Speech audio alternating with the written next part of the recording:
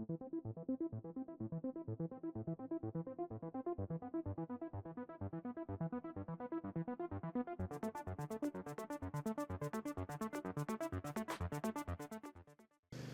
everyone, welcome back to the range.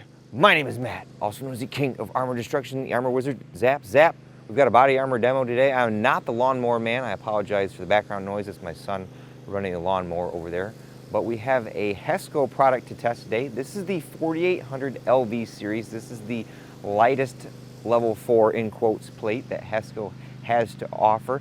In full transparency, the guys over at STAC sent this over for me to destroy with no strings attached. Our plate weighs an amazing 5.7 pounds for a large, or 2.585 kilograms.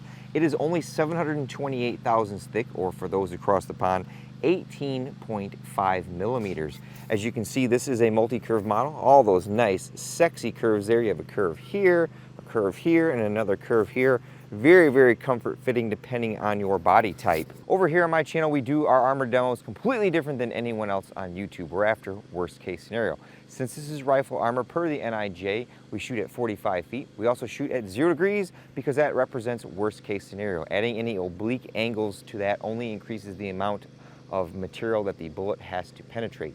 We also use a giant clay briefcase filled with Roma plastilina #1 clay. That acts as our compressible media to put the body armor up against. We actually just built 2 new briefcases. Hopefully they last us a long time. Now, you have to heat that clay up to around 100 degrees Fahrenheit, and you drop a ball on it to calibrate it. That adds a lot of time and materials. We've got to heat the clay up out here, so we don't do that over here. It's around 80 to 85 degrees outside, so the clay has been warming up a little bit, so we see a representation of what back face potentially could be. If we stop a threat in my clay and the back face is like 60 to 70 millimeters, you know in actual official testing that that's going to be very much failing. We also use a chronograph whenever possible, a ProChronoPal Digital DLX, because we need to know the velocity of the bullet as it strikes the armor. You know, we have it placed at about 12 feet, and it's going to lose, you know, maybe 10 to 15 feet per second as it travels to the 45 feet. But most of our surplus M2 armor piercing doesn't meet the 2880 feet per second spec that the NIJ calls for. So it's very important that we have a velocity reading for that particular round. We also put a spreadsheet here at the beginning that we kind of foreshadow all the threats that we're going to shoot at it. We mark our penetrations and our velocity, and in the end, we do a teardown and confirm what the plate is made out of. This does employ a ceramic strike face, and normally I would do an NIJ drop test. That's where I drop the plate on its face 2 times as a preconditioning test. At the request of STAC, who donated this plate, they've asked that I do not perform that NIJ drop test on it, mainly because this isn't a certified plate. It's meant to be low visibility, so we'll have to see how that plays into effect. Finally, I want to mention that I am not an NIJ lab, so if you see me stop a threat over here or a threat penetrates, you should always defer to the manufacturer for official accredited NIJ lab testing. And on the flip side, if you're the manufacturer and you see me stop M995 going 3,400 feet per second against your plate, you should send that off to an accredited lab and have that added as a special rifle threat on your plate. All right, in order to test how well this LV plate holds up, I'm going to place 2 shots of M2AP on it in opposing corners, pretty much close to where I shot the 4800 series, to see what this is going to do. As I mentioned, I don't think this is officially rated for M2AP. It's meant as a low visibility option for, you know, maximum AP threats at the expense of possible failing back face. So we've got our M2AP, it's 165 grain full metal jacket, loaded in 300 Winchester Magnum, but it's loaded to meet the NIJ spec. Hopefully we should be pretty close with these. It's supposed to be 2880 feet per second.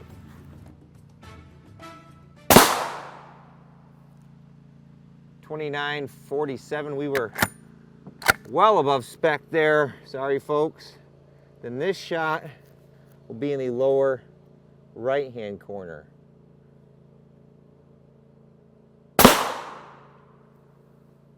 .2924. All right, our shots of M2AP number 1 and 2, those are definitely considered fair hits. Maybe not for the level 4 protocol, but for regular NIJ spec 2-inch shot disbursement. Place those bets in the comments below. Get myself with straps here.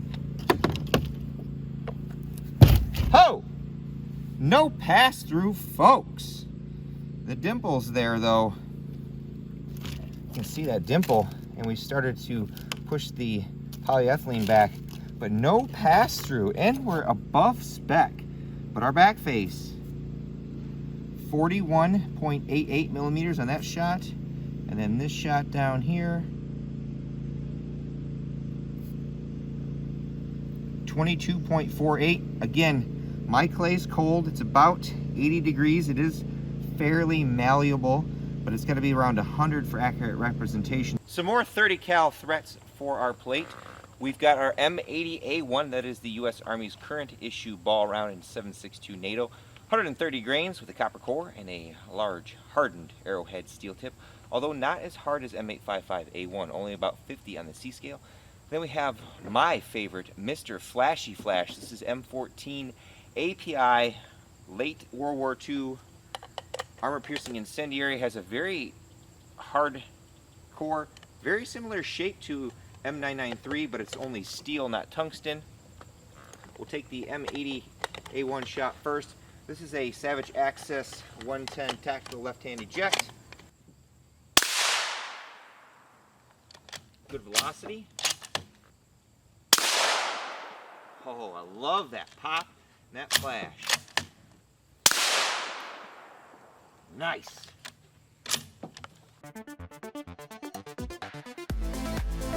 So much fire, so satisfying.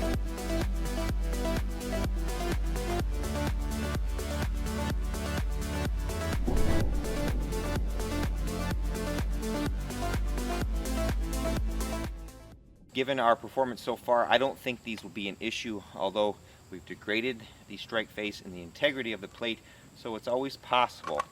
We have M193, which fell down.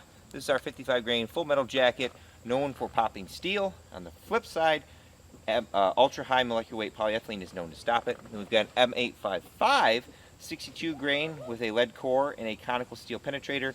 That is known for penetrating ultra high molecular weight polyethylene, but steel is stopping it. Then we have the U.S. Army's current issue ball round. This is M855A1, or the Enhanced Performance round. It's got that large hardened arrowhead steel tip and a copper core, known for popping all types of armor, even down to subsonic velocities depending on the material type. We've got our 22-inch TC compass here, Turbo 556. Very good velocity. Our final shot of M193. Now the M855.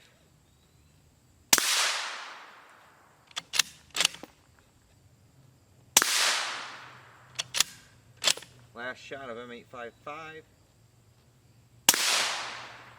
But then I shot on the edge. Now the A1, Mr. Spicy Boy.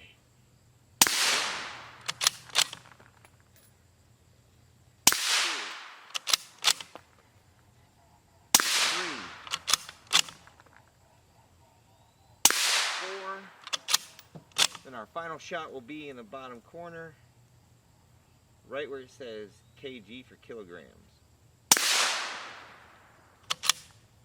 Nice. All right, I do believe all these shots are fair hits. M193 shot number 1, our M80A1 shot number 1, M193 shot number 2, M193 shot number 3, M855 shot number 1, 2, and then 3, that was the edge shot. Our M14A1 API shot number 1. Then our M855A1 shots number 1, 2, 3, 4, and 5. Then our second hit of our M14A1 API was right there. Place those bets in the comments below. Help her hand hold the plate. Let her fly. No pass-through, folks. Our edge shot does show a little bit of fragmentation coming off the side. We'll confirm that, but no pass-through from any of those 5.56 threats, the advanced API threats, or even the M2 AP. Again, as mentioned, this plate is designed to be low visibility, so back face in an official NIJ lab could be considerably more, but very impressive. We don't look like we have any foam on the back side of here for any of the blunt force trauma protection. But I would say for our 5.56 threats, if that's your major concern, the dimpling in the back of the plate is nothing to write home about. Very good job, Hesco. Now for a lot of followers' favorite part, the teardown, where we see what kind of materials make up these plates. Confirmed on our 4800 LV, there are no penetrations. Here is our backing material, polyethylene. You can read the brand name there. I measured it right around 280 thousandths. It does appear to be pressed. I can't thumb through it very easily like you could a book. And even after all those shots, majority of the plate backer is still intact. There's the front side of it. I will say the ceramic strike face and the backer were somewhat easy to separate, although you can see right here when you pull it apart that separates, so they probably could use a little better adhesive, but that's just my constructive criticism. Now here's our strike face. As mentioned, Hesco is known for laminating our strike face to ensure as much of it stays together as possible. So this is like a laminating layer that you see here. I do believe this is boron carbide, or I'm not entirely sure without them telling me, but it's got more of a grainy like structure on the outside of it instead of a smooth and sanded look. You can see it kind of looks like grainy there. I measured that right around, I do believe, 330 thousandths. Kind of hard to accurately measure that when I can't get a solid piece off of it. There is no foam on the strike face. What's cool about the laminating layer is you can see where all those cracks extend. You know, we got cracks here and everywhere, but that laminating layer holds all that ceramic together. In some of our cheaper plates that don't laminate our strike face, a shot up here may make ceramic fall apart down here. There is a little bit of foam on the outside edge to protect this against any outside strikes, but there is none on the strike face. And as you can see, oops, that extends complete edge to edge. It's a good thing that that does, because that edge shot containing any steel core, if there was a buffer zone there, that would have probably penetrated through and through. And there you have it. There's not much that makes up this plate. Very thin and very light. Well, folks, I hope I can keep my King of Armor Destruction moniker because I didn't blow any holes in our Hesco 4800 LV plate. Now, obviously, I could have picked a threat like M993 and poked a hole right through it. But I had heard quite a bit of back and forth on the internet that the Hesco 4800 LV couldn't stop any M2 armor piercing loads.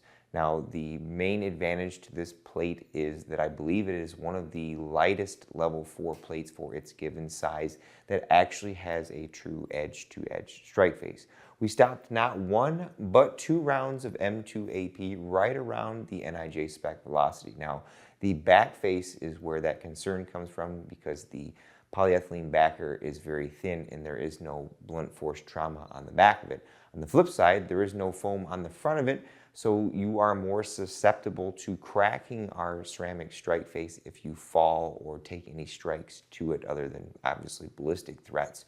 Now, Hesco is laminating this what appears to be boron carbide, and when you do that with that thick laminating layer, that helps keep our ceramic in shape if you were to drop it. And everything I've read says as long as our strike face and our backer maintain that good adhesion, performance should not be negatively affected. Just like our 4800 series, the 48 LV is going to set you back many, many Benjamins. I do believe these are one of the more expensive plates that I've ever tested on my channel. Overall, I think Hesco did a very good job with this plate. We stopped a lot of interesting threats, and we stopped a shot on the close to literal edge of the plate. That's another thing that I like to mention to look out for when you are looking at plate specifications. Some of these plates will advertise quite a bit of weight savings, and that weight savings comes from the fact that they have a 10 by 12 plate and they have a foam non-ballistic rated buffer on the outside of that doesn't stop any bullets, and so that's where your weight savings comes from. Another avenue that I don't want to dive into but would like to mention when looking for body armor is to read what kind of liability or insurance or coverage comes with that armor if you were to take a hit in the line of duty or while deployed. With all that being said, it's time for me to get the heck out of here. But at the end of all my videos, I take a moment to thank all those who help make these possible, because there's a lot that goes into them. Number one is my wife and son, who are out there on Sunday helping me destroy these plates. Number two is my Patreon and Subscribe Star fans. I have a link tree in the description below. If you have any questions for me and I don't answer your comment, you can always send me a DM on Facebook or Instagram or an email, and I see those a lot easier than a lot of the YouTube comments. Or if you're looking for a way to support the channel, I have my Patreon link there, or I accept donations of other various kinds. Number three is the fine gentleman over at S-Tac who sent that 4800 LV along with some other Hesco plates for me to destroy with no strings attached. And of course, number four is you all for watching. Until next time, I'll catch you at the range.